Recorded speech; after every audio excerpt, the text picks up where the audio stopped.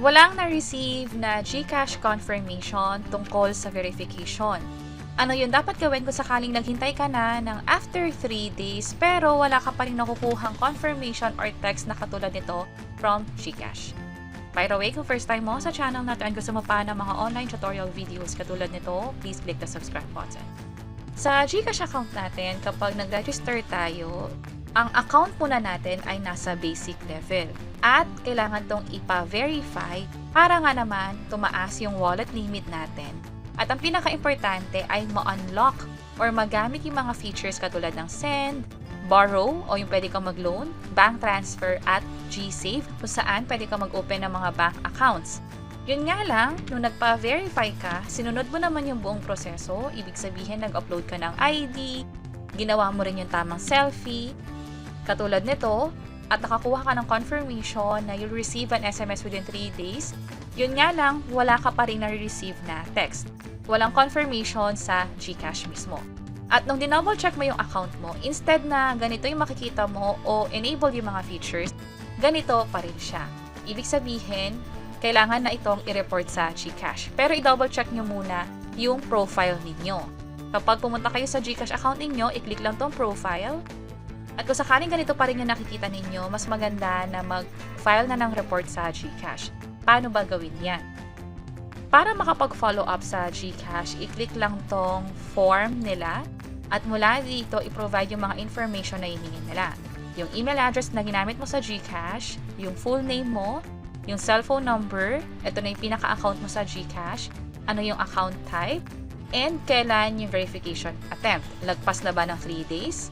At dapat mag-upload ka nung GCash account mo kung saan pinapakita yung error or yung pinaka-issue. So sa akin siguro nakalagay naman dito yung phone number natin at basic account pa din. Ilalagay ko rin to or i-upload ko to doon sa form para nga naman makadagdag pa sa mga information na ipoprovide natin sa kanila. At mas detailed yung information natin, mas marami tayong ipoprovide, mas maintindihan ng support or ng GCash nga kung ano yung pinaka-issue natin sa GCash. Which is for this case, hindi pa nga tayo nakaka-receive ng text at basic account pa rin tayo. Kapag okay na, i-click lang tong submit at hintayin ang update mula sa GCash kung ano yung dapat gawin or kung may hihingin pa bang additional information. And speaking of additional information, baka kasi may mga documents pa silang dapat na hingin. At kapag ganyan, possible na ganito yung makita ninyo. Pag chinek nyo yung profile ninyo, continue verification yung pwedeng magpakita. Yun nga lang, kapag ganyan, magbibigay kayo ng additional documents kung ano man yung hinihingi nila at meron kasi itong parang deadline. Nag-aalaw lang sila ng within 10 days simula na nagpa-verify ka para makompleto ito. At kapag nasubmit mo na nga yung additional documents na hinihingi nila, tatakbo pa ulit ng another 4 days or within 4 days dapat makareceive ka na ng SMS update from GCash.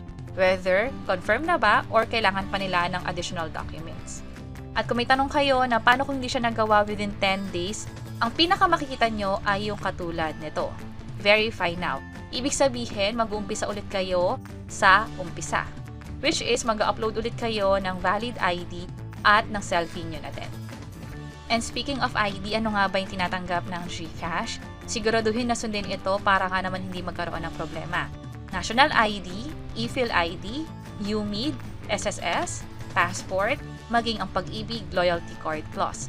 Sa case ko, nung nag-try ako ng ibang ID, which is yung parang TIN, ganito naman yung nakita kong error. There's a mismatch.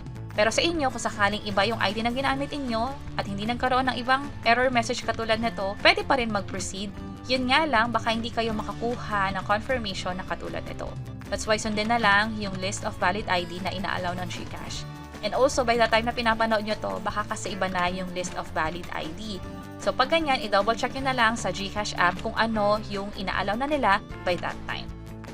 And lastly, idagdag ko na din na possible kasi nagkaroon ng rejection din sa application ninyo. That's why hindi kayo nakaka-receive ng SMS from GCash. Ganito agad yung makikita ninyo. Kapag ganyan, ulitin lang ulit yung buong proseso at siguraduhin na tama lahat ng info na itatype at maging i-upload natin during verification process. And that's it. Sana nakatulong tong video na to. Kung pakiclick ang like button at para sa iba't ibang mga tutorial videos, pwede niyong i-check itong mga nasa baba. Sana makatulong and see you sa mga next videos. Bye-bye!